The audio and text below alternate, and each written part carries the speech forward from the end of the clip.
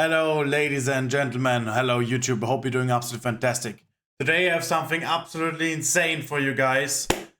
As you guys know, I'm the best master in the entire world since 7 years. And now this is gonna be the best and most valuable YouTube video you will ever encounter.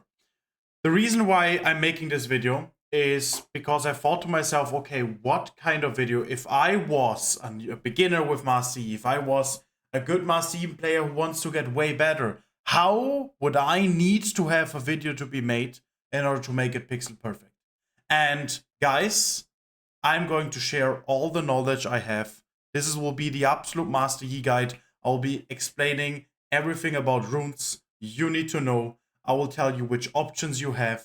I will be explaining the best builds, the build I've been going, and other build options. I will then also be reviewing a game. I will be taking a look at the game that I'm playing, explaining very detailedly every single thought I have and you should have during your games. And in the end, I will also take care of every single matchup, so you know absolutely everything.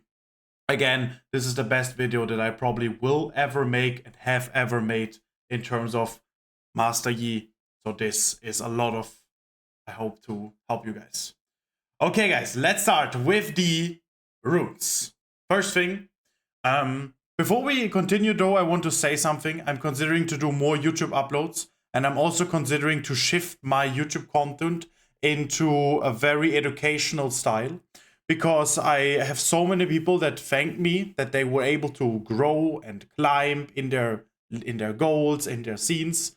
And my goal, and that's what I set myself as a content creator, is that you can all reach your goals. So I'm considering to make more educational content on every champion, that I try to make more uploads, and that I basically, whenever I play, I don't fully go for try hard.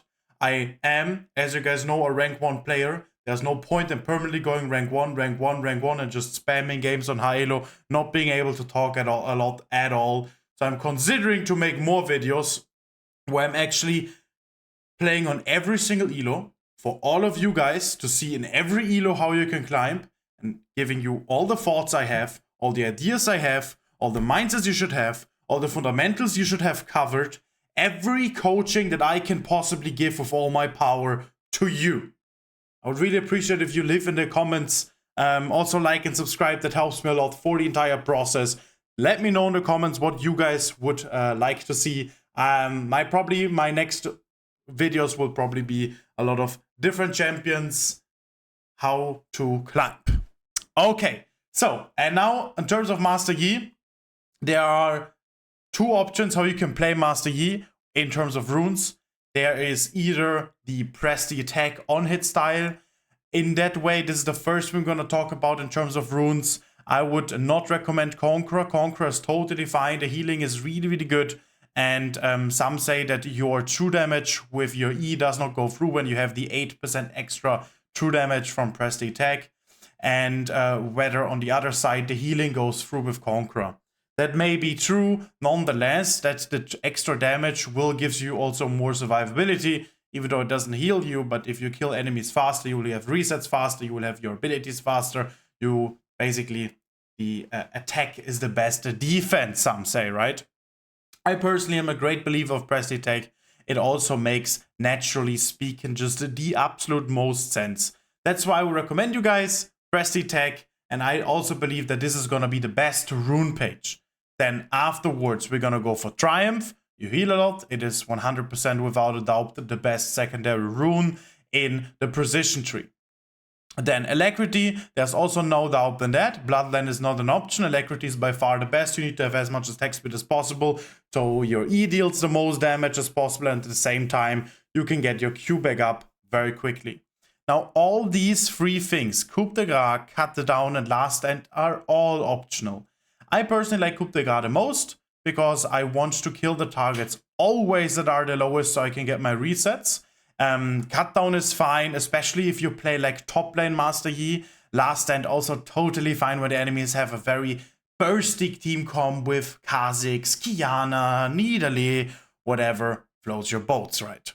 So, In 80% of the games, I personally take Coup de Gras. I would also recommend it to you. And in 20% of the games in the jungle, I take Last Stand whenever, as I said, the enemies have too much burst. Alright, so now we're gonna select Coup de Gras here. Then, and now this gets very important. There are again so many options you can take.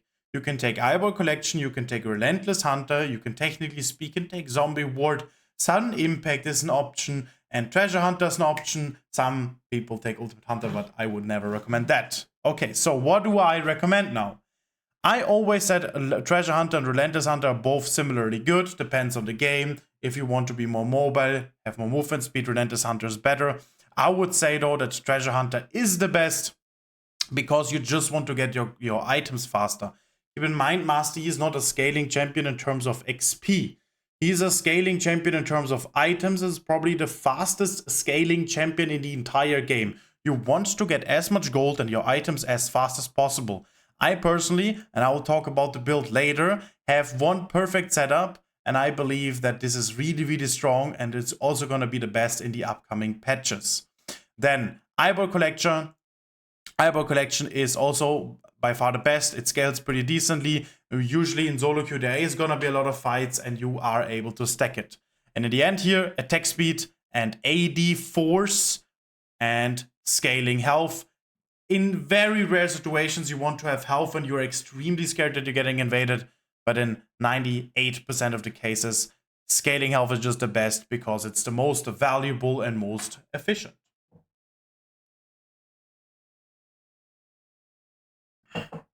Okay, now I'm going to be taking a look at the build real quick, and then we're going to look at option number 2. So, if you take this room page, there are 2 builds you can go. Either is that is the absolute best build, the casual on-hit build, which I always take in most situations, especially right now, I believe it's the best. And the option 2 is the Varmox build, and I'm going to explain both. The Varmox build is what I introduced to this world, okay? After that, we will talk about Hail of Blades. Keep in mind that the Hail of Blades room page, which we will talk about later, is also always viable. I usually would only recommend it if you do take crit. And then Hail of Blades is going to be good because you're going to be able to be like an assassin and kill enemies. Okay, let's take a look at the item sets here. This is not going to be really, really interesting. First thing is going to be the Varmox build. No matter what build you're gonna go, even with the crit build, you always want to have Blade of the Ruined King. So this is now the Varmox build path. You're going to start with Blade of the Ruined King. Next, you're gonna get Hexblade. With Hexblade, it gives you 300 HP. Oh wait, is it not enough anymore? Wait, let me think. They changed Varmox already. You need 1,500 bonus health. Okay, forget about the Varmox build. It doesn't exist anymore because they already in this patch changed Varmox. You cannot buy it anymore. What you can do is, let me see if that works, if that is the exact same. Yeah, okay, it works. Varmox build is still totally fine, actually, when I think about it. You just cannot go Hexblade anymore as secondary. You need to take Titanic Hydra. With Titanic Hydra, Varmox is fine. So you can go this kind of build. It is very tanky, and you still deal a very decent amount of damage. You have your attack like reset. Titanic Hydra and Hexblade are both similarly good. That's why it is really nice that even with the Titanic Hydra, look, you have 550 health with it. And Varmox, you get in total 1,550 health. So you have above 1,500 bonus health. So the Varmox active also works perfectly well here. Okay, the rest of these items doesn't matter. Most likely it's gonna be Witsend. It's gonna be, so you have some survivability, like if you want to have if you have a lot of health, usually you want to buy armor and magic resist. That's why Witsend is really, really good here as well. Or you can go for Rage Blade, also totally fine. I'm gonna put both of them here, so you see it very clearly. In terms of boots, you wanna finish boots after Blade of Ruined King. Before that you go T1 boots, and you're just gonna finish whatever boots fits the best. It can be literally any of those. Most likely, if you're gonna go tanky, you're either gonna go Berserker's Greaves, so you get some extra attack speed, and you most likely do not need these extra resources. It, as I said, depends though on the game. Like if you're playing against heavy AD, of course we go for Steel Caps, and if you need some tenacity, you're also gonna go for Mercs. Okay, this is the Varmox build. You can take it. It's totally fine. I personally do not take it right now. And I always take the, I call it the best Master Yi build, which I always recommend you guys to take. Best Master Yi build. Okay. Now, very important, you also start with Blade of Rune King, as always. And you're just gonna buy T1 boots. When you're gonna buy the T1 boots doesn't matter too much. You can buy pickaxe and T1 boots already on the first reset, technically speaking, okay? Always depends on how much gold you have in the reset. Let's say you have 750, you can buy recurve bow. Let's say you have 900, you buy pickaxe. Let's say you have 1000, you buy boots and recurve bow. Let's say you have 1050, you buy recurve bow and longsword. You see? It's not that complicated, and you want to have T1 boots finished when you have Blade of Rune King finished. And then, with Treasure Hunter and Triumph and the extra gold you get, you're not gonna finish your boots. You're gonna instantly rush Rage Blade, and that is what I think is the most important on this build path. Really underrated, and I think Master Yi is actually very strong if you do exactly what I just said. Now, after that, what you want to do is Kraken every time, because those three items, Rage Blade with Kraken and Blade of Rune King, you are a complete monster. It cannot even be defined in words how strong you are. Wits End sometimes is needed, also totally fine, is situational. I'm not gonna put it here because it's not the core build. As I said, it's situational. And after that, you always want to have Titanic. If there's not another item like, I don't know, Jaksho, Terminus, Randuins, whatever it is, right, that is necessary to be bought, this build path is gonna be extremely strong. And I tell you guys, learn how to use the auto attack reset with Titanic Hydra. It is by far, like, you are legit a monster, as I said, and I don't want to repeat myself too much. And that is the core build. The rest, again, is very situational. Wits End, it can be, Wits End, it can be Death Stance, it can be GA. Whatever is situationally good for the game. You can do it, guys. Don't overthink it. You listen to what I said, you copy it one-on-one, you don't overthink, and you're in a perfect and absolutely beautiful position. Now we're gonna talk about the crit build, and that is also very interesting, totally viable, okay? On the crit build, you're gonna take always, and as I said, you can take this with the best Master Yi build as well, totally fine. I just personally don't think it's the most efficient. Okay, so Treasure Hunter, it's the same build path here. Sudden Impact is just better than Cheap Shot. Hail of Blades, really, really good. Keep in mind, when you do your W and Titanic Hydra reset, it doesn't even count as attack, so you can do additionally attacks. It's a really, really valuable, let's not say valuable, it's on the, like, on paper, it sounds absolutely amazing for Master Yi, okay? The reason why I generally speaking don't like it that much is because I usually want to stay in the fights and play it very smartly with the extra damage I get from back then lethal tempo, now press the attack, you know. And with Hail of Blades, you engage through your auto attacks, and then instantly your entire DPS is basically gone, and I just don't like it too much. Okay, so on this build, you're gonna take the same way, just the other way around, that you take Precision on the secondary, Domination as the third. You're also gonna take attack speed, AD, and scaling health. With this, it is really much fun to play the crit build, and you can play like an assassin. And I used to love it, especially with Dustblade back then. And now I'm going to tell you which items you're gonna take with that as well. And this is now gonna be the, I'm just gonna say the crit build. You're also gonna take a Blade of the Ruined King here. Let's say the crit build. Okay, you're gonna take Blade of the Ruined King as first, and then you're gonna take Lord Dominic's. It is a very good, even if the enemies don't buy that much armor, because you just deal so much damage. 40% armor penetration is absolutely amazing to have. Let's just phrase it like this. Okay, after that you have enough crit for Infinity, and you're gonna go Infinity Edge after that. You can buy your boots anytime. I need to turn on the AC real quick because I'm dying.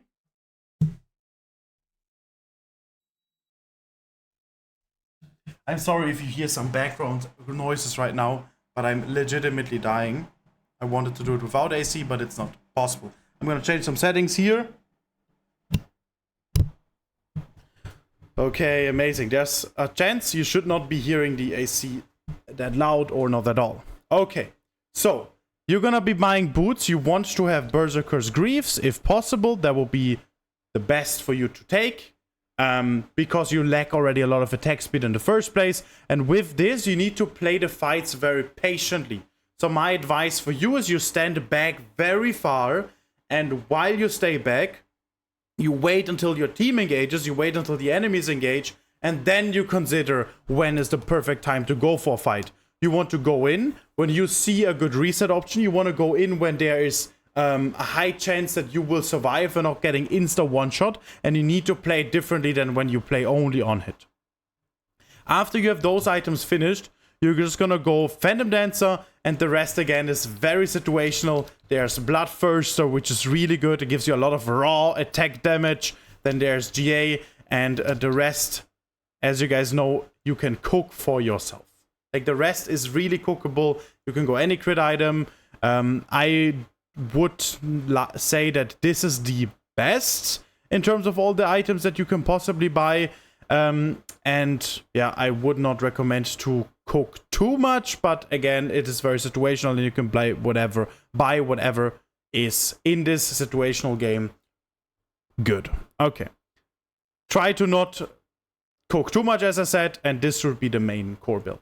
And then in the end, you're gonna buy Zephyr finished with the Berserker's Greaves, and you are in the perfect position. This is totally fine, and with that, you're gonna be like an assassin. And this is everything on builds and runes. It's not that complicated. Those are the best. I believe that the best Master Yi build is the best because you are having Rageblade very quick. You're only gonna buy T1 boots. And with Blade of Rune King and Rageblade, you deal more damage than with Blade of Rune King and Lord Dominik's. And even if in some games that is not the case, that in some games you deal with this build more damage, it doesn't even matter, because I have played both builds so many times, and if you play it correctly with the on-hit build, the on-hit build has way more potential. Okay, that is literally everything you need to know. Now, I have some more for you guys. I have gameplayed, and I did display fully focused, so I give you all the thoughts I have, and I'm going to be noting it, not noting it, I'm going to be sharing everything, every little detail I'm going to be sharing you. It might take some while, but you can learn a lot from it, so make sure to check it out. And by the way, guys, if you enjoy the way I explain, if you enjoy the way I'm going to be teaching you now this video, you can always DM me on Discord for solo coaching. I offer solo coaching. I also accept crypto nowadays. And if you want to bring it to the next level, in the description, there's the entire fundamental jungle course. In the course, I explain all the fundamentals you need to know in order to reach your goals. Here you can see, these are my free options right now you can take. And if you view the product, you will see that here I'm going to be showing you fundamental after fundamental, how to win your game, how to play with your win conditions, how to enable your power spikes, create the win conditions in the first place so you can play towards your win conditions, what kind of mentality I use to get rank 1, what you can use, how to apply the fundamentals in the games, and especially, this is really important also, how many and which exactly champions you should be playing, everything detailedly explained. Now, we continue with the game here, and I'm gonna try and explain absolutely everything. The game starts, first I'm gonna put everything in order. I'm breathing very slowly, I'm very thoughtful with the decisions I make. I have my water now, and here next to me, and I'm very calmly thinking. I'm going to be moving my cam so you can see the minimap. As you guys can see, what did you already notice? What did I do here? What did I do already, right? Take a look, very close look. I warded bot side. Why did I ward bot side? Because enemies have Blitzcrank. With that being warded, guess how high is the chance that I can get invaded? It is absolutely 0. The enemies cannot invade me and they have no control. take a look at my pen, because I'm gonna note it down here as well for you guys, like show you as well. Here, there's both entrances covered. Even if it's only this entrance, there are so many games, most likely where you're getting invaded for no reason, where the enemies just walk in through here and then cheese you on your wrap-up without having control over the game. Right now I have control. Look at this. I'm covering this entrance here. I'm covering here. If Blitzcrank flash queues over the wall, out of this bush, I would react. I have this entrance covered, and there's absolutely nothing that can happen to me. Now I'm gonna type leashless. I do not want to have a leash. I want my laners to start on the lane. I want them to get their prios in. Otherwise, the lane's gonna be really hard. You shouldn't be asking for leashes. You should always want your laners to start on lane, because it's just better for their entire laning phase. Okay, you start the wrap buff, and now look very closely on how I play it. I attack it. Here I change some settings, and then I kite it. When do I kite the wrap buff? I attack it, and after the wrap buff did this auto attack. You see? Every time you do an auto attack, there's an auto attack animation. Once this is finished, the auto attack basically goes off cooldown, and you can do the next auto attack, either you or the red buff. Everybody has their attack speed. And when that is the case, then the red buff will prepare for the next auto attack. And when that is the case, so basically he finishes animation. Now I clicked here to make a backstep. The red buff wants to do his next auto attack, and that's why he follows me. Otherwise, you will go in a loop that you walk backwards, and he doesn't follow you because he's still in his auto attack animation.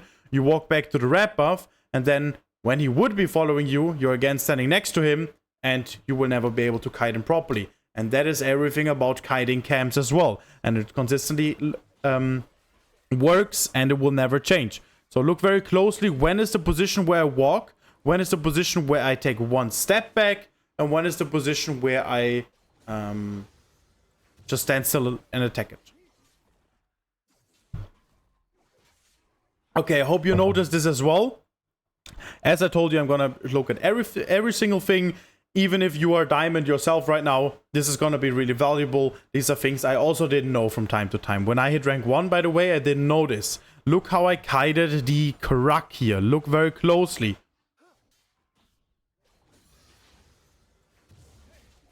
I start to kite this little Karak and block it with the big Karak while moving to the left and to the right permanently.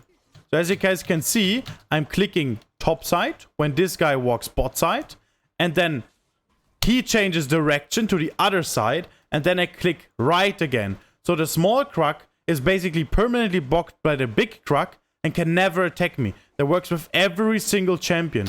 So basically, you see now the small Karak is dead, and the small Karak did not attack me once. Now I attack the small ones, and I see this mistake so many times, so please take a closer look at it, because I see this on almost every single coaching client. I attack the Karak, now they are burning. How often do they burn? What do you think? Twice. My jungle burns twice. Now, you see, would need 3 ticks. There was 1 tick, 2nd tick, and 3rd tick in order to die. So I know I need to do 1 more auto attacks for the next 2 ticks. Now I did an auto attack, and you see there still needs to be 2 ticks done. But because I did an auto attack, my jungle pet will do 2 more ticks. That's why these 2 died here. Okay? Now, while I walk towards mid lane, I'm having an eye open on the minimap. I take a closer look on the Echo here. I take a closer look on the Blitzcrank on the bot lane. If there's a play, usually I don't go for the play anyways. But it's very important nonetheless to see how the waves are going and how the lanes are going. You want to do start the chickens here. Kite it towards the bush. Attack the big chicken now. You see I queued all 4 of them with my E, and now attack the big chicken with my double strike. And then with the normal auto attack, I will attack this small chicken, which has the lowest HP. And then I will fully attack the big chicken again, and then queue all those small chickens. Take a look at it. And now I attack the big one, another one, and now I queue. This is a chicken bug, basically. The chickens will walk to the closest enemy or team and walk away from you, because whenever you queue, look on the minimap, you're then not existing on the map anymore. So look, when I press Q, I'm boom, not existing on the map anymore, and the wolves think then, and the chickens as well, oh, there's nobody, who's the next target, and then they walk towards Echo, which is really annoying, but it is what it is. Okay, I see Trundle bot lane. What do we notice when we see Trundle bot lane? Take a closer look again, I'm gonna give you some time. This is a lot of things I explained also on the course, and you can learn from that. I saw bot lane that he had a blue buff, and he has 12 CS. I think I'm gonna take a look at it again, so you can see it a little bit clearer. We see now that he has a blue buff, and he has 12 CS. So what do you guys think did he do? The answer is, he did his entire bot side camps. Every single camp gives him 4 CS. So now we know that he did 12 CS. Because he has no red buff here, we can assure that his red buff is 100% up, and his Crux and his chickens are most likely up. His Crux also 100% because there's no way he can take blue buff and walk all the way to Crux and then all the way back to bot lane. So we know that his bot side is cleared. We know when his Grump will respawn, we know when his Wolves will respawn, and we know his top side is up. I calmly, continuously take the chickens at the Wolves here, and then consider, okay, do I want to invade him, or do I want to take my camps? If I continuously take my camps, that is totally fine, I already have an advantage. But because we saw the Trundle here so clear, and we see everybody else on the map, it's very easy for me to tell that I can take his entire red side. And now I see him ganking mid lane. I see him ganking mid lane. I also see on the minimap that Anivia most likely flashed. Okay, Trundle keeps going. Anivia popped her egg. And now we see on the minimap how he walks towards his chickens. I still have my smite up, so I'm gonna save my smite. He has no idea I'm here. I'm just gonna walk up on him, consider if he may be face checking me here. Now we see that he's on his chickens. I do want to attack him, but first I'm gonna flip smite if I can able to get the chickens here. Then when I attack him, I do not use my E instantly, because I first wait until I have my double strike fully. Now I use my E having my double strike ready as well, Q in 1 second. So the next thing I'm gonna do is probably double strike into Q into auto attack, into W into auto attack. So I explain it again. Auto attack plus with true damage from E and double strike, plus Q, because I get my Q back from the next auto attack, press the attack already procced, plus auto attack right after my Q, then I have my W soon up, and then I do plus W plus insta cancel W with another auto attack. Let's take a look at how I play it. Boom. I don't even need to use my W. Now in this picture we can consider if we're gonna flash towards the Echo. I don't think I'm considering it for a very short period of time, but I'm not doing so. I got his red buff, I got his chicken, he is already totally fucked. Now I just want to get the scuttle. I do not want to go for mid lane play. I do not want to go for stupid top lane play. If Anivia ends up dying, that's totally not in my business. I have no time to waste, basically. As a jungler, which is extremely important, you need to be as efficient as possible. You're not in the position to waste a tiny bit. I'm going to be finishing my blue buff here. And then, what am I gonna do next? Grump. What do you think am I gonna do after the Grump? Think thought through. I'm gonna reset. Yes, exactly. I only do not reset when I see a good player play. In this position, look at the situation here. We see that Renekton is already giga tilted. He was typing the entire time. We see that they have an insane wave. You see that Cassandra has an insane wave. Resetting here is totally fine. But because Renekton is half HP, because Renekton is so far behind, and because we have such an insane wave stacked up, I'm considering a dive. At the same time, I know where Trundle is. Where do I know where Trundle is? I know where Trundle is because we literally stole his red, stole his chickens, and stole enemy topside scuttle. So what would you do if you were the Trundle? You would 100% as well path bot side and get the scuttle bot side, consider to invade my chickens, or consider to take his bot side again, which is about to respawn because it's the first camps he cleared. Same as we did the first time red buff, and then Crux into chickens, you see my Crux are up, so his Grump is also up. So we know that Trundle paths bot side. We also see Varos on the map, we see Echo on the map, so the chance anything can happen is very low. The chance we can dive him here because he's level 3 is extremely high. Now, I see that Cassandra pushes. He does not need to hard push it because Renekton is caged right now anyways. If he walks away, he loses the wave. And if he stays, he dies. So I'm gonna take the Crux, while wanting to dive. I'm gonna walk closer. I do not look even with the cam where Renekton is, because it's obvious where he's gonna stand anyways. While I keep attacking those Crux, I want him to burn. Now I have my double strike ready. You can see it here. I have my double strike ready and E up. So I want to get to him. If he walks closer to me, I will double strike, Q auto attack, W auto attack, which is again my combo, so he dies. I see now he's stunned. The moment he's stunned, I insta press Q because there's nothing he can do. And what do we do now? We reset. What is also important, you don't waste time. For example, walking in this bush to the left would be a valuable mistake. That's actually a very big mistake, because you're wasting 3 seconds when you enter this bush. I mean, for the enemies, it's obvious you're gonna reset. So it doesn't matter if you even show in vision. If I killed the Renekton here, I would reset on the spot. And the minions that would come, look on the minimap, that's the minions that would come, would be walking this way, I know this from experience, and would not be attacking me. You can also reset like on this wall, but they always attack the enemies. For them, those are the enemies in front of them. Okay, let's continue watching. So I'm gonna reset. So far, it's an absolute beautiful game. This is, by the way, Diamondilo. This is Diamond. And it doesn't matter. I will play with all the educational games that are about to come, that I did in the past, and that I'm basically playing right now. There will be in every single elo. On Master Tier, on Diamond, on Emerald, on Bronze, on Gold. So you see everywhere thought through how to climb, how to make it work.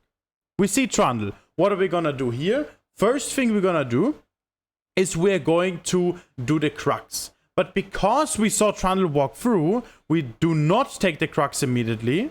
You see, if Trundle wasn't coming, we would have taken the Crux. So we stay in this bush because we assume he's going to face check. He ends up not face checking because he was scared a little bit and reconsiders the dive. I will start off with the Q. Be careful, because we know that enemy top laner is top lane, but we saw that the enemy mid laner used the plant. So the enemy mid laner is also on the way right now. I do see that there's coming another tower shot on the Blitzcrank. Always kill the targets that is the easiest to kill. So you kill the easiest target first. Now I am in a fucked position here anyways, you see? There's a Trundle E, I won't escape from that. So the goal is to get as much damage off as possible. I keep walking with the Varus so there's no escape with him. Do the W auto attack reset with the press the attack. Try to get my auto attacks off on the Varus to kill him. We do get his flash. And now I either gonna attack the Trundle or the minions next to me, because I want to get my Q back up. I attack this minion once. Now I have 3 seconds on Q. How much is this? 1 second plus a double strike. So I'm gonna walk into the bush. Now the enemies don't have vision on me anymore. And now my double strike is slowly running out. I have my Q back up. And I use the double strike on the cannon. Then I Q this minion. Big advice for me, for Master Yi advice. You can always Q everything. Even grubbies, Yorick, ghouls. There are so many things you can Q, and therefore also fuel enemies. Fool enemies. This Trundle is maybe even considering that you Q him, right? But you're obviously queuing this minion. Look at how both of them walk close to each other. Because in their brains, you queued either one of them. Because the minions don't exist. So while the Trundle basically walks from here, like this, and the Echo walks from here, this way, we actually end up gaining out here. So we are totally fucking with their psychology. Boom. And we out. And we survived that as well now. Absolutely beautiful position. I'm gonna drink one more sip of water. Let's get it.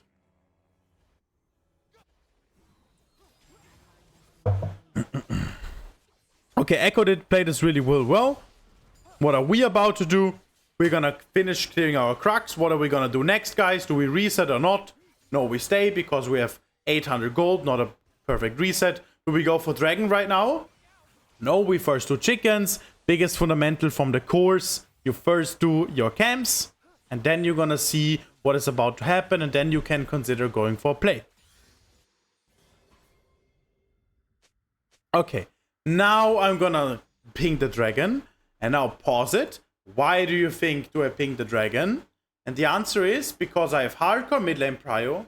I saw the enemies. I see Renekton. I know that Trundle cannot kill me because I just got level 6. Worst case scenario, the enemy support and Trundle comes. I can always run away with ult. As I said, I have mid lane prio, so I should be fine in considering to fight them.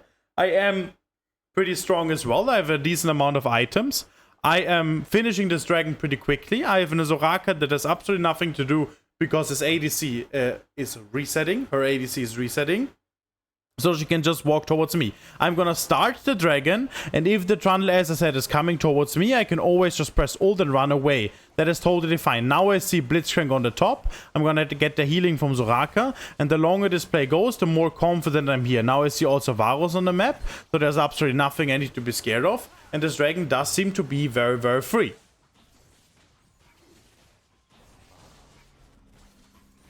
Okay, queuing the scuttle here. Finishing the scuttle, Anivia should be in fine position. Lucian tries to get back to the bot wave, which is a freeze. We can consider to dive the Varus. I see Trundle now topside. How many people do we see on the map? All 5, because we saw Trundle. Anivia has no mana, so I cannot go for mid lane gank. It doesn't seem very promising. Now I see the bot wave and we consider for dive. Blitzcrank is still top lane. First thing we do is we're gonna finish the Grump. Enemies... My team does need some time to push. I think my team also pushed a little bit too fast. Now I'm gonna walk closer while the Grump considers to reset. I just smite it and walk closer to the Varus. I do attack it. Lucian takes tower aggro and dashes out. And I am dying here very, very closely. Was, as you guys can see, very close of getting my Q back up too. Soraka heals me. If this one last auto attack, I would be able to Q this minion. Sadly, I already die. And the only reason I died is because Lucian dashed out. Now when I see it. So the only reason I die is because Lucian doesn't know my champion perfectly. And therefore Lucian killed me. What do we do with our team Insas, guys? And now another big advice where it's easier for you guys to climb. That's also part of the monk mentality from the course as well. I legit don't care. Like, I give you an example. If I am playing now on any account in the entire world, I will climb to Challenger. On every single server, I can climb to Challenger. On every single role, on everything, I can always climb to Challenger. Why? Because I have the knowledge, I am confident, I am really good at the game. And that is what you should strive to be. And that is exactly what you can be or already are. So if your Lucian is making you die, it is what it is. You can still win. And your goal is never to win 100% of the game or have of the games or 100% good outcomes. Your goal should be that when you play League of Legends, that you should have an around 65 to 70% win rate. That means when you play 100 games, you will have 35 losses. You are allowed to lose. You are allowed to lose multiple times. You should just have a positive win rate, and that edge of +5, +10% makes the absolute difference, and that is easy to go for if you copy as much as I'm trying to share with you guys. Okay, let's continue. We got Blade from King. Do you think this is worth it or not? The answer is this is giga worth, because Varus loses the entire wave.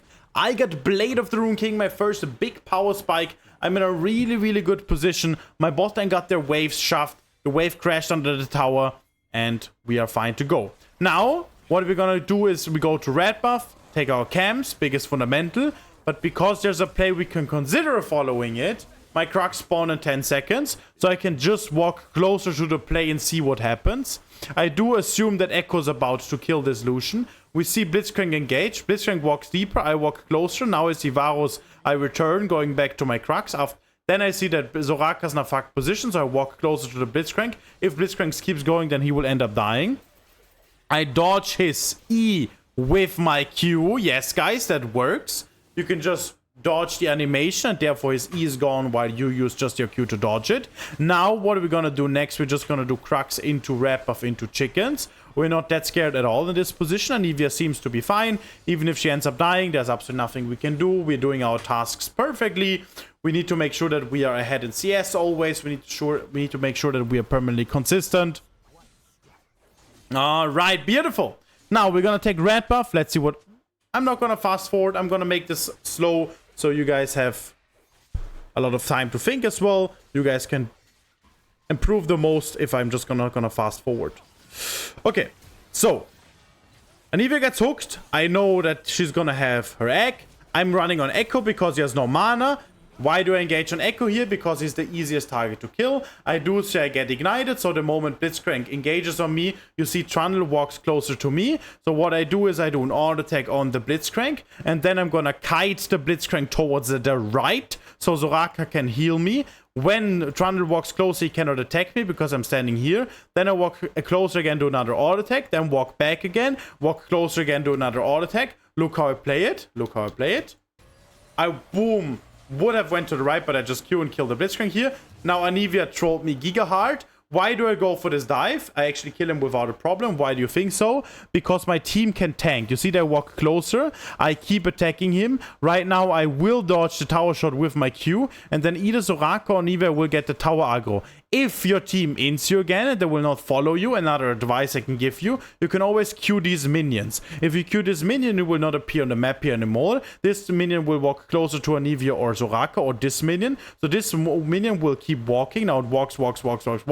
Now your Q is finished when this minion is around here. And then you will end up going out with your Q here. So you can always Q the minions and be totally out of tower range and you're in a totally fine position as well. Alright, beautiful. We kill the Trundle here. We are keep running out, sweepering, seeing bot skull is about to spawn. Do I want to reset? Looks very promising. I think the best is probably here to just insta reset after the scuttle. You see how I reset very efficiently. Every single small second, half a second, everything matters. All good, Anivia. We're in a fine position. I'm gonna buy my items. I'm skipping my boots as I explained it earlier on the builds. We don't want Anivia to die, of course. We're gonna walk closer to our top side.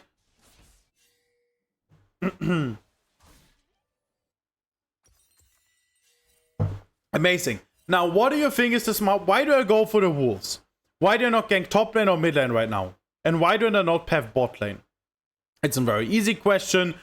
I want you all to acknowledge this. If you didn't have the right answer here, I highly recommend to watch back a lot of videos I made in the past, because this is very, very basic and important tool to get more P. The reason what I'm doing here is I first take Wolves Blue Grum, no matter what happens, because again, it's the biggest fundamentally clearing your camps first. I am very fast at clearing that because I have already very good items, and I do not want to miss those for a play that could potentially not work out. Like, imagine we gank top lane, and the chance we get a good outcome is around 80%, right? Then that would mean, look at this game, we are hardcore winning, that in 20% out of those games, I don't get a good a kill here. We assume that I play this game 100 times, or 100 different games, right? If you do it 100 times, an 80% chance, you will have 20 games where you're not getting a kill, or you're fucked, or you end up dying.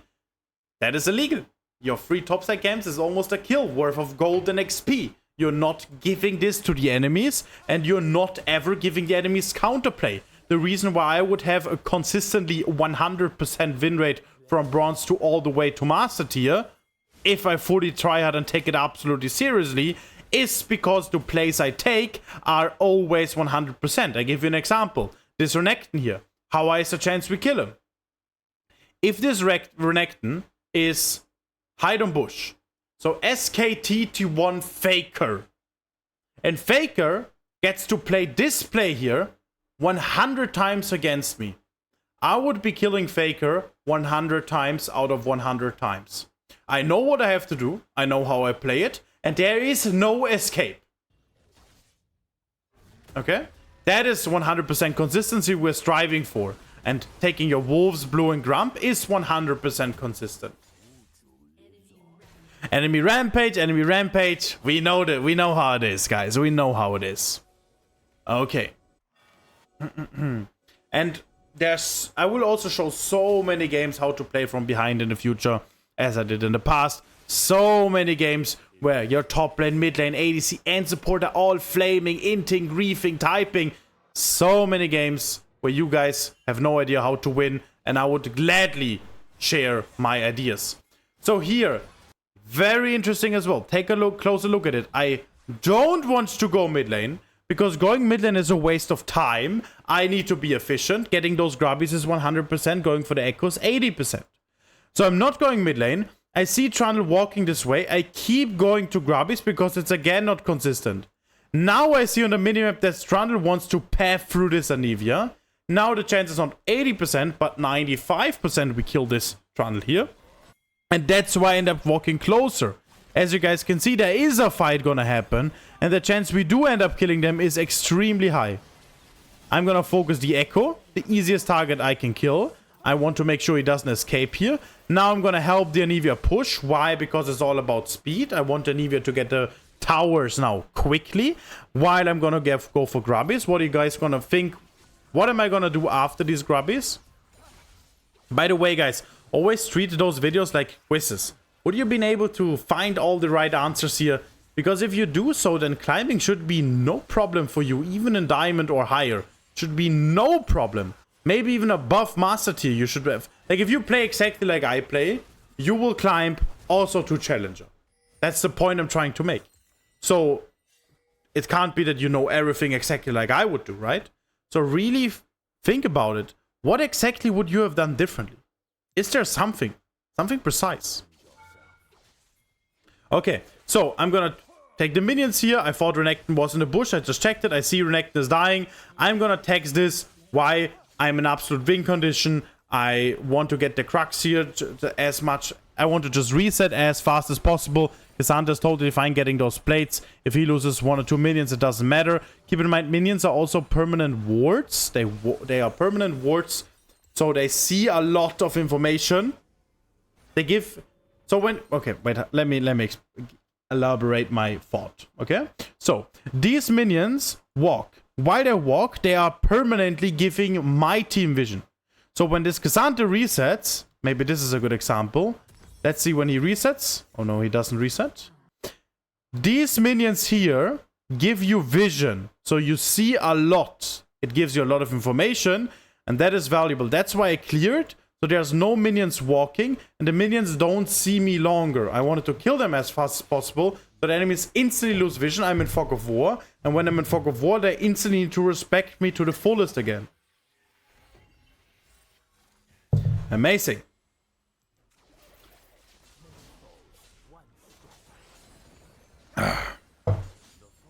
Okay, let's go. So, we finished the crux. Now we did our camp. We can go back to find a play. Why do I go bot lane now? Why do I not clear my chickens? Because I don't have too much control over the mid side here. Keep in mind, how much control do the enemies have? Look on the minimap. Right now the enemies have this control over the map. This is their control. This is our control. So I'm not really able to go to my chickens. At the same time, I have ult up, I have flash up, I have both my core items, I'm full HP. That's why I want to go for play as fast as I can, because I'm so strong, and whenever you or your team is strong, you want to use it. I see him using his ult, so I'm gonna insta-run at him. I get exhausted. I regret a little bit that I went for the dive, because with the exhaust it's a little bit too risky. Here I'm gonna attack the minions, instantly gonna try to get this tower and clear those minions as fast as I can. W to have Highlander longer. Keep in mind, when you W, your E and ult are not being used. Minion takes tower aggro. I'm gonna attack this tower. I have my Rage Blade and everything fully ready. Keep attacking it. I have my double strike stacks. I'm gonna do one more double strike and then walk closer to the Grump. You see enemy blue buff is spawning as well soon. Tron uses his E. I'm just gonna walk through because Soraka should be going with me. I get hooked here, dodge the Blitzcrank E again, have my Rage Blade stacked so I'm not that scared, W auto attack reset, Blitzcrank flashes away, and I actually end up dying. And that was a mistake. I could have done a few things better. I could have insta-flashed towards the Blitzcrank and killed him, but his flash was pretty good. And I honestly did not expect that Soraka didn't follow me. She actually let me die. And we can argue that going for the blue buff was too greedy. But keep in mind, if I had 100 more HP, then the chance I die was low. It was very, very low. Because the enemies did all the damage they had on me. If I had 100 more HP or 200 more HP or Soraka would have helped me, then the blue buff would have been safe. And I could take even further away from the Trundle. And I just improve my lead even further. But also keep in mind that whenever you have a position like this, the main way you win is not by making sure that Trundle gets no CS. The main way to win is to make sure that you are getting more and more CS, so you can carry with that. So in the end, I would say it was just a mistake, a little bit too greedy. There was no need to go for a play like this. The chances were not in our favor. I should have just respected that. That's the way how I also analyze it. I will explain it more detailed and way better how to analyze your own games on my course. Again, it is in the description. You can check it out. And here in this position, it was a perfect situation where my analyzers helped me to improve myself. I should have not went that deep. I need to respect after I killed the Varus, got the wave and the tower push. I don't need to get enemy blue buff as well. Okay, amazing. We're going for the Renekton here. Does seem to die. Now, what do you think is the smartest? Just consuming everything that exists. I'm also going to take the blue buff because I want to consume more. I want to consume as much as I possibly can. Taking the Herald, taking enemy chickens, enemy red buff. Everything that exists I want to take. At the same time, when I clear it, I try to clear it as fast as possible. I see the mid wave is being pushed. Look on the minimap, it's a lot of vision. We have control over mid lane right now. This Herald is therefore also guaranteed. Renekton is dead. We see Varus bot side. We see Blitzcrank bot side. So I can invade without being scared. I also see Trundle now. So the chance I end up dying is absolutely 0%. I do consider right now using Herald. I also assume that this top side is not being warded. I see red buff being up, so I consider to go for top lane T2. Would be absolutely huge to make it at work. We see that there's only gonna be Renekton. Echo's missing now. We need to respect it a little bit. Now we see Echo again, so I can be fighting the Renekton with no problem. He ends up walking closer to me. After use the stun, very interesting. I all in him, insta-kill him. Why do you think I can do that? It's a diamond player. Like... There's so many people watching this probably who are below diamond, and look how the Renekton dies. W's me, and he just dies. Now, is this an extraordinary good player, right? Or did I do something extraordinary good? No, but it's just me using knowledge, right. I have my Rage Blade stacked, I just did my Crux. If he didn't fight me, I would always get a good outcome, you know? No matter what the Renekton does, I get a good outcome. Because if he doesn't fight me, I take the wave... Huge, and then I got a good reset. Now, if he fights me, I will just attack him until he uses W. And after use W, then I all in him. So that's just knowledge, how I play it mechanically. And that knowledge comes with experience, with analyzing players that have the experience. You can analyze every single mechanical. There's so much content on YouTube, on Twitch, everywhere, where I show how to play it mechanically. You can just analyze on how I do so, and then, without the experience, learn it, utilize it, use it for your games. Okay. I'm considering to reset. I'm ending up not going for a reset. Why? Because I want to have my Kraken finished. Keep in mind, Kraken, as I said earlier, with Bladed from King and Rage, but is so incredible strong that you always want to have it whenever you can. I do see them fighting. I don't have flash. I don't have ult. So I just try to get the tower so I have my Kraken finished and maybe use the Herald to get out of here. Herald ends up dying, sadly. And now with my Rage Blade fully stacked, I do think I can kill the Blitzcrank here, but get absolutely chains the seed and I ended up dying. It is debatable if it's good. I could have also made sure I get the minions here. I think going for the Blitzcrank is totally fine. If I got one more attack off, I would have gotten my Q back up. And it is a totally fine death. I have a very good reset. Enemies are still fine in this game. And they could be winning. So what are we gonna do? Now, very important. How are we gonna win the game from here? Wait, let me go to the position where I ended up being revived. Okay, how do I win this game right now? Look what I do in the minimap and then decide for yourself. The way how I win this game right now is to get bot lane and mid lane T2, to get catches, to make sure I have very good fights. Fights either where I'm in numbers advantage or I'm even in numbers. I make sure that the enemies don't get a comeback potential by giving them fights where the enemies have numbers advantage. So I will still be playing very respectful. That's it.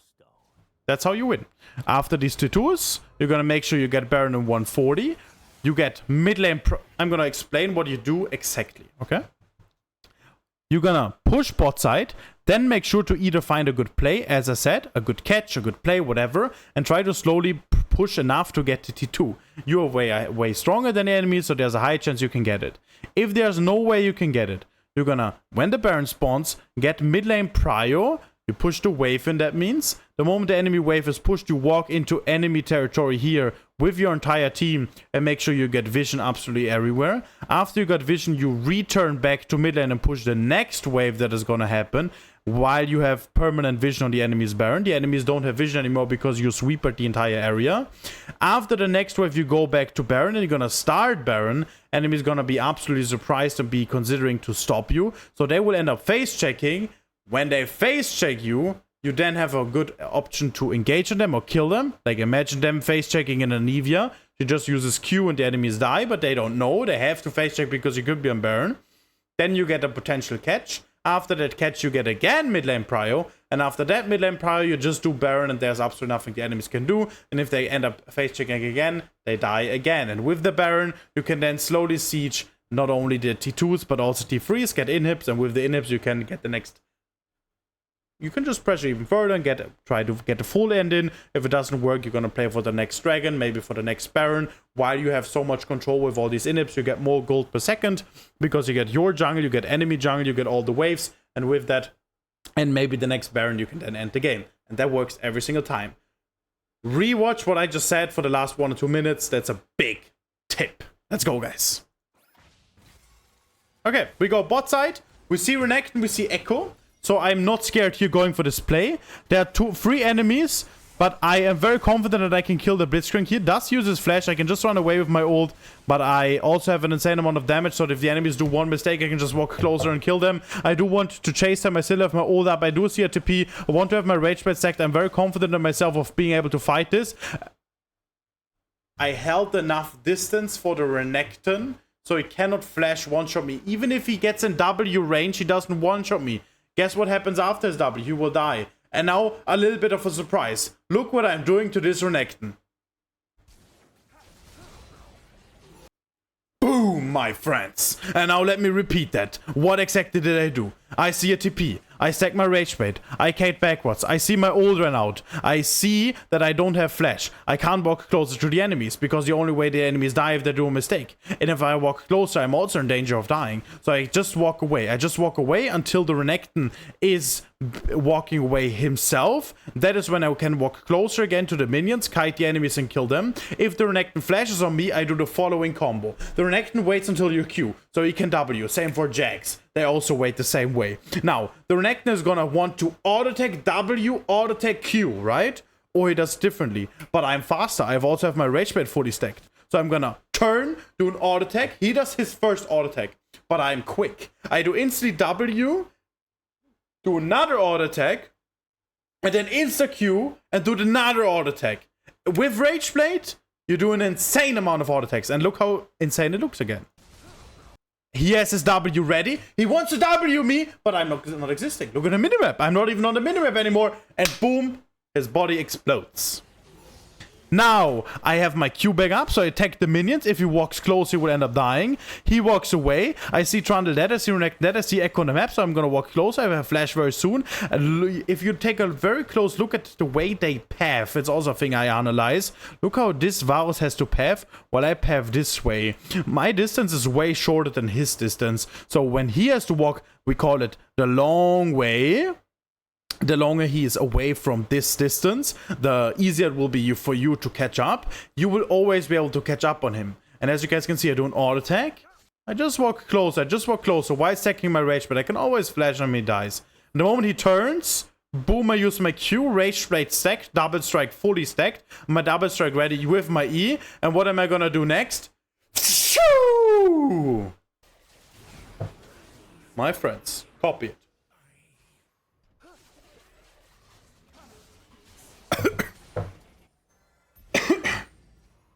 Okay, absolutely beautiful. We're trying to get Titanic Hydra. We're going to be pushing the wave, the next wave that is about to come. Soraka's here. I see 5 people on the map right now, so this T2 should be totally fine to take. There's nothing the enemies do have in control. While at the same time, I'm now considering, okay, what can I consume next? I see on the minimap that there's an enemy minion wave gonna come, while also seeing that enemy blue buff is up. I want to take the wave as fast as possible. I see Renekton uses W. These 2 minions are too greedy. I'm walking away. I'm considering when I have Titanic Hydra finished. I do need a little bit more gold for that. I want to stay when I have it finished. My team spam pings me for Baron. But first I want to have Titanic Hydra finished and then I want to kill him. There's someone using this. I have the Rage Blade fully stacked. So I'm going to insta all in because I'm very confident. And now look very closely how I played this. I'm going to show you again. I have my Rage Blade fully stacked. I just wanted to get wolves. My next thing would have been taking the portal, get chickens, wrap off into Crux, and then finding a reset angle, getting Titanic Hydra, and get to build the Baron pressure, the big tip, as I explained it earlier, to secure the Baron and secure the game. Now, because I see this, no matter who it is, I will be melee range with my double strike stacked and Rage Blade fully stacked. And with that, you see double strike stacked, Rage Blade fully stacked. Always be aware of that. With that, it should be very easy for me to go for catch. Already have pressed the attack proc. Already dealing 8% more damage. Now I get to the auto attack, boom. I do have still Rage Blade stacked. I have Q in 3 seconds, I have W very soon. I insta flash over the wall, do an auto attack because I can get 2 auto attacks off, then Q. I know the Q is not gonna be enough to kill him. And now even if Blitzcrank tries to kill me, I already run out and kite him. There's absolutely nothing he can do. So we'll end up hooking someone else. And then I walk closer to Blitzcrank because he doesn't have any hook anymore. I do an auto attack, insta Q, even if he doesn't ult. If it ults, it doesn't really matter. Get the auto attack reset, kite the Echo ult and the Echo W, we can see here. Walk closer to the Echo, do the auto attack, insta use my W, auto attack reset again. Perfectly done with my Q and W. Always be aware of these 2 abilities while kiting the Renekton. Make sure. And now I'm just gonna press W, getting closer. Wait until my Soraka and Kazanta finally tank this tower so I can go further on. But I need to wait.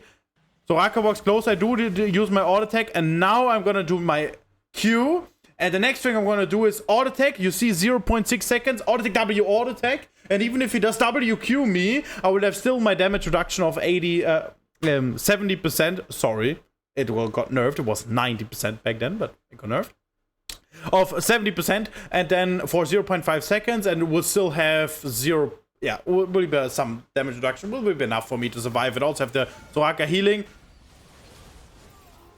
And I get totally win traded here in this position. Nobody takes tower aggro, and they take my pentakill. Nothing special, just a casual Sinerias diamond elo game, okay? Again, I will play it in every single elo. I always say that, I always do that, I always show you everything I have.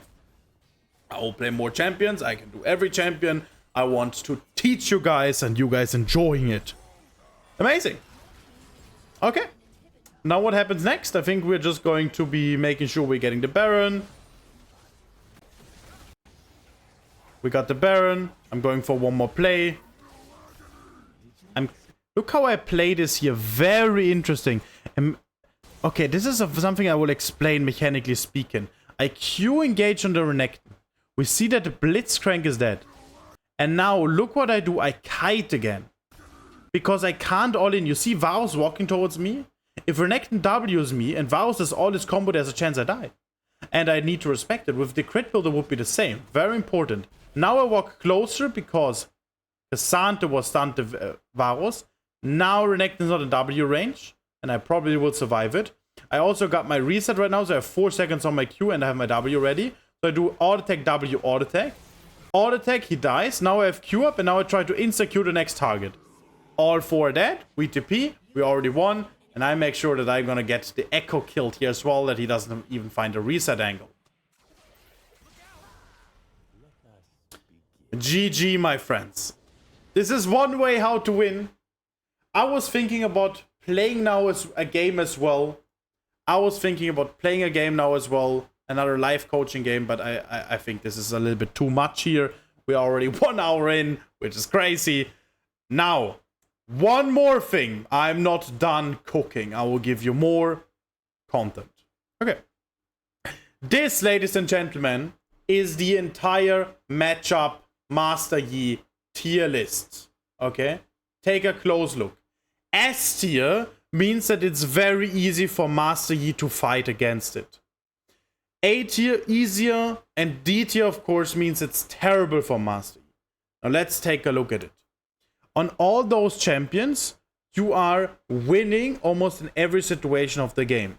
Very important is that that Master Yi is a very strong level 1 champion. He's also a very strong level 3 champion.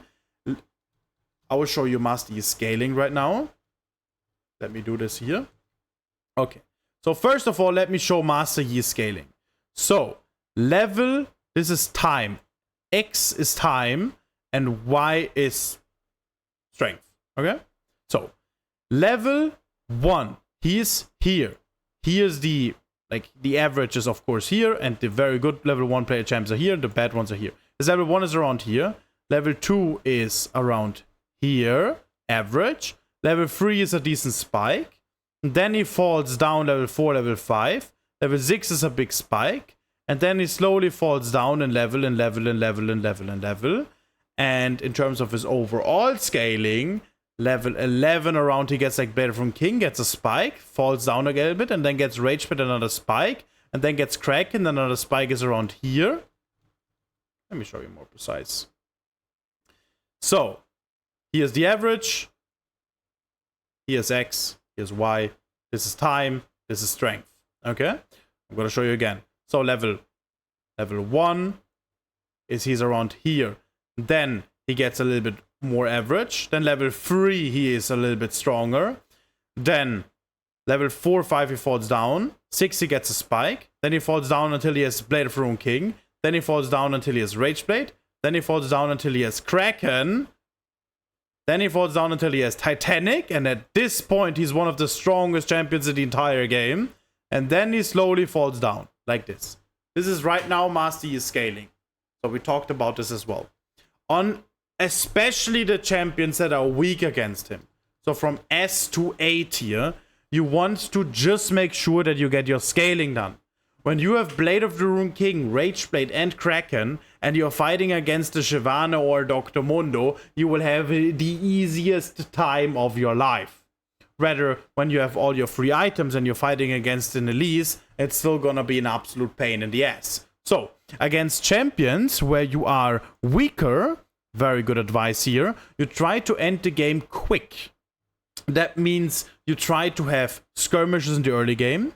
You try to not, like, again, let's say it this way. Against the Sin, you are winning a lot of free skirmishes with your bot lane, let's say.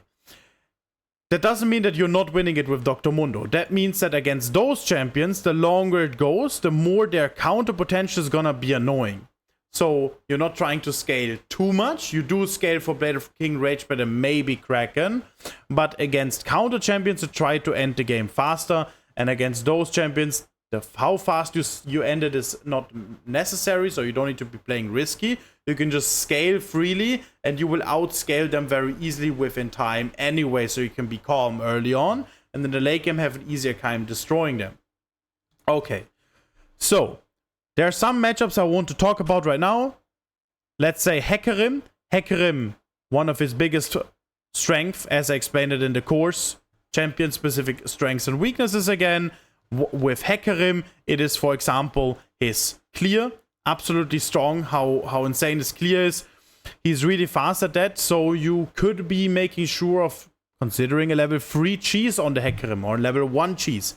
Or you can just have a normal skirmish, normal full clear in the beginning, which is also totally fine. At the moment you get slowly ahead of him, and then you can try to, at the correct situations, take a few of his camps.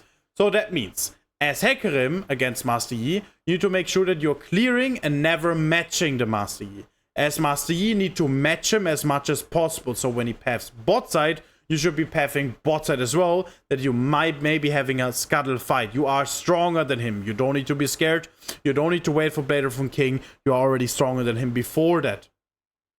Now, against Nidalee, there are some specific matchups, I would say, and against Kindred, you're not stronger early on. Against these matchups, you need to try to avoid them. You're stronger against Kayn, you're stronger against Ivern, you're stronger against Gwen, Graves early on. You're not stronger against Teemo, he can be really annoying in the early game. You're not stronger against Belweth, you're not stronger against the Taric jungle. Yeah, so in some situations, as I said, in all the others, you need to respect Olaf. Also, his level 1 is really, really strong. and his early game skirmish fighting potential is also pretty huge. And in the other champions, like for example Set, you will be having also pretty easy time in skirmishes. Okay, so what do we have as a sum up here for you guys? What do we learn now from those matchups? Against champions that have the possibility to kite and have a lot of DPS, Niederle, Kindred, Olaf, a lot of DPS and can kite, you don't want to have too long fights early on. Against champions that have just a little bit of burst, like the Set, you usually should be winning, because after his burst, you will continuously have a lot of DPS and you will out damage him. Okay, so in most situations though, the matchup doesn't matter too much in the jungle in the early time, because you need to have just how do I say this properly? Since you're playing jungle, you're not facing the enemy jungler too much. So there's a general concept you can keep in mind forever. When you are getting countered by an enemy, let's say an Elise, you want to avoid her at all costs. Usually, she doesn't counter you and your entire team. She usually just counters you, and you are fine against the others, and your teammates are fine against Elise. So what you're trying to do is you play on the other side of the map where the Elise is. You try to avoid her and not have too much skirmishes on these champions that are really, really annoying for you. And whenever in the late game, when she or anyone else use their abilities already, then you can try to kill them, and you will have an easy time for that. Oh, I give another example. Rengar. Rengar shouldn't be here. Rengar should be around here. That's the only change I would make in this entire tier list. And besides that, I don't know why he was ZT here. So Rengar, how he plays it against Master Yi, he just needs to avoid him the entire game. If he does this correctly, every Rengar player, like for example Natty Nat, knows it really well. He will not be having too much trouble. It's also not that easy to invade the Rengar all the time, so the Rengar just needs to make sure he's not invading the Master Yi all the time. And as Master Yi, you should be making sure that you try to match them all the time. So again, in S and A tier, you try to match them all the time, if you can, or counter gank. Like there's just a few champions where you don't want to, and that is Belvev, Niederle, Kindred, Olaf, maybe Brand. The rest you can, and Trundle potentially. The rest you can match. And the more we go down, so Z and D tier you want to avoid all the time, unless Kha'Zix, you can also win him. These are like the rare cases where you can actually match them. And also the other way around where you cannot. And on B tier, I will tell you which one you can match and which one you should be trying to avoid. And you can keep that in mind forever as well. You can match Lilia, Karthus, Jarvan, but it's a skill matchup. That means that both can win, both can fight. You cannot match Nocturne. He's just stronger than you in most cases. You can match Atrani. You can match Rek'Sai 100%, and I would also recommend to find good counter ganks there. You can match Talon because he has burst and you are pretty fine against him.